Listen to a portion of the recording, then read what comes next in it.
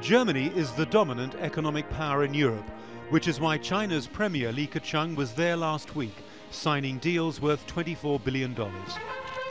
On Monday, he'll host a summit in China's capital with leaders of the European Union. They've also fallen out with the US president over trade.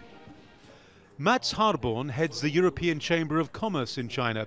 He says Europe doesn't want to take sides in the current US-China trade dispute, but many of the Chamber's 1,600 members complain the investment climate remains too restrictive. At the same time, China needs to recognize that the root cause of the problem is the perception that China is dragging its feet in fulfilling its own promises of reform and opening.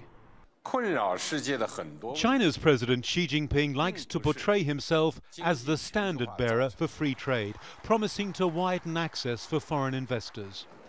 Yet the results of a recent survey of European companies in China showed some had serious concerns about the pressure and restrictions applied by China's government, echoing the concerns of President Trump.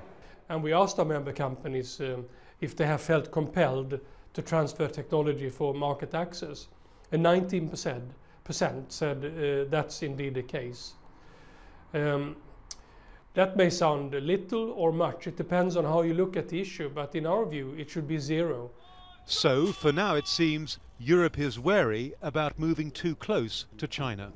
There is, though, one issue on which both sides agree: reform of the World Trade Organization, which China joined 17 years ago. And that could mean new rules that could constrain some of China's trade practices. This summit could well determine just how much China is prepared to concede. By coincidence, WTO officials have been reviewing many of China's trade policies. The EU and the United States are China's two most important export markets. Both are currently suing China at the WTO, a further reminder of this complicated three-way relationship. Adrian Brown, Al Jazeera, Beijing.